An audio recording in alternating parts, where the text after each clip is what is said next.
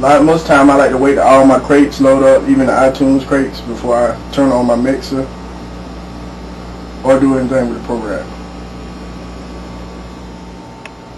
Alright, now that all my crates are loaded up, I take my USB card from my mixer, plug it in, turn on my mixer.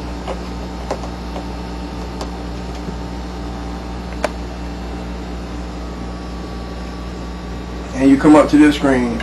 Now, when you buy the program, it comes with the Scratch Live CD, and what I do is I make copies of that control signal and put the control signal as number 1 track on that CD, and then just put a mix, some kind of mix, on track number 2 just in case the program fails or anything else.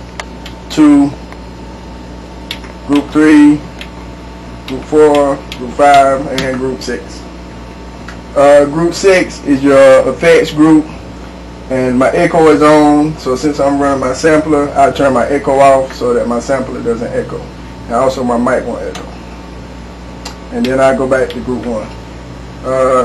Group 1 is like a cue group, so this is the main group I use when I'm DJing.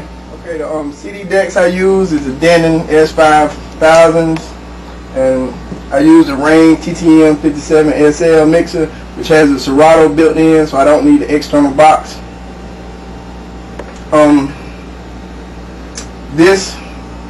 I like this mixer because it controls the computer, so you don't have to do a whole lot of touching of the laptop.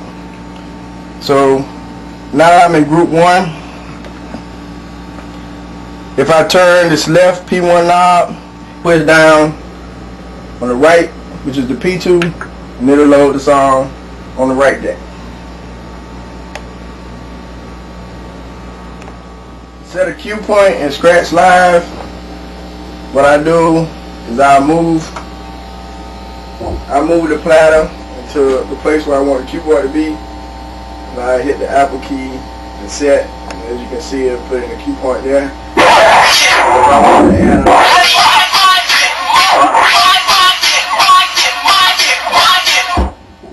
at the bass beat, I just set it and then drop my cue point in there. So what happened is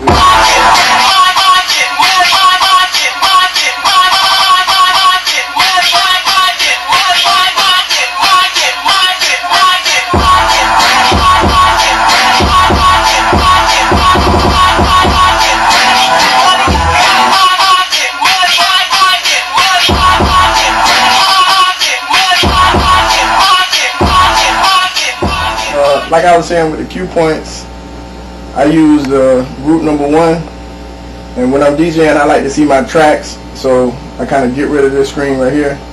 But first of all, I need to go to review, and these are all the tracks that I've played, so I clear that out, and then if I hit review, it'll hide that portion. So now none of my tracks are green until I play one. After I play it, it'll turn green to let you know that you played that track. What other features you have? So tell us, when you get a new track, what's the process you go through when you load up?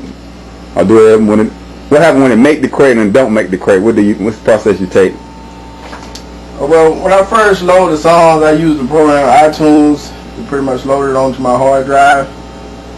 And it'll be all those songs that I added, it'll be in my recently added crate. And once in this crate, I can pull them up and listen to them. Set any cue points that I want, any loops.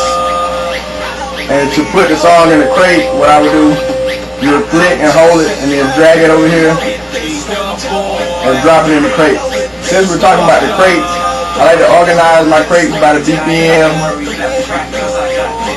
So I have club hits crates, crunk crates, ABA, R&B hits, reggae. Also, your crates can have sub crates. So if you click on it, it'll drop down to the sub crate. If you want to kind of be a little more organized with how you put songs in your crates. Slow jams, house, so forth, so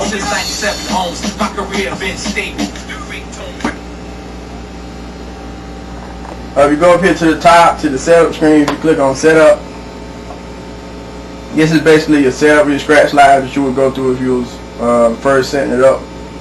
You have your hardware. This is your line and out switch, your J1, J2 knobs. This set.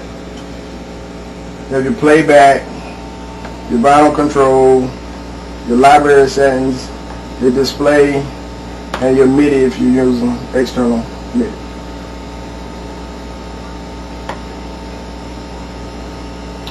This little question mark up here at the top, if you click on this question mark, what it'll do, no matter what you hold the mouse over, it'll tell you what feature that is or what it does about each one of the buttons. And you can simply turn that off by clicking on the question mark again.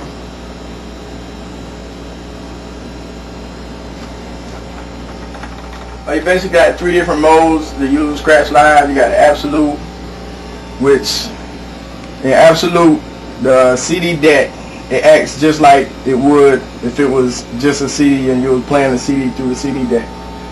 Same thing with the turntable, it would act just like your turntable on the record. In Relative mode, Relative, you can still scratch and everything with the pad, but you can also use your cue points to say go back to a certain cue point in the song or loop and so forth on, so on. In Internal mode, that's where your CD deck is not doing anything. You're just playing straight through the computer, and you can control your beats per minute, your pitch, all your loops, playback from the keyboard. One feature Scratch Live has that I like, if I wanted to record what I was doing, I just simply hit this mix button here, and as you can see, the counter will start and it'll start recording. If the volume's too low, I can turn it up or too down by clicking on that and then dragging it up. And if you want to name your mix, you can just type it in, whatever the name was, and it'll record up to 3 hours. After that 3-hour mark, it'll stop, say that track, and then start recording again. Another feature is your search feature. If somebody asked me to play a song and I needed to search for that song, I can just type in the name of the song.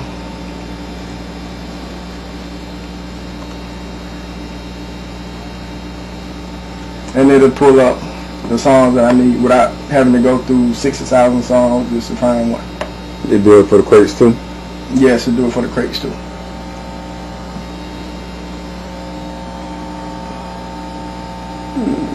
When I set up my crates, like I said, I like to sort them by the beats per minute, since I do a lot of beat mixing. And if we pull up a song and I load it onto the deck, what'll happen is Scratch Live will automatically read the beats per minute and put it up here, and this is the length of the song. This is the elapsed time, and this is the remaining time. So when you hit play, one will count up as the other one counts down. So do it count to the like the space beat before the beat kicks in, or do you have spaces in between the beats? Like when you get started, you know, most records come in, got a little break in there before the beat actually drops in there. Well, it's going to start from wherever my first cue point is set. Oh. So if my first cue point is set at the beginning of that song, it's going to start at the beginning of that song. Now, when you do your beat thing, like in my talk, when we do the beat thing, do it mismatch the beat, like this is like a booty track. If the booty track is set a faster track, like if we do short and low, when we do short and low, it comes out to 160, 132 beats, and to us, you know, that's slower than you'll do that, or they do it the right way.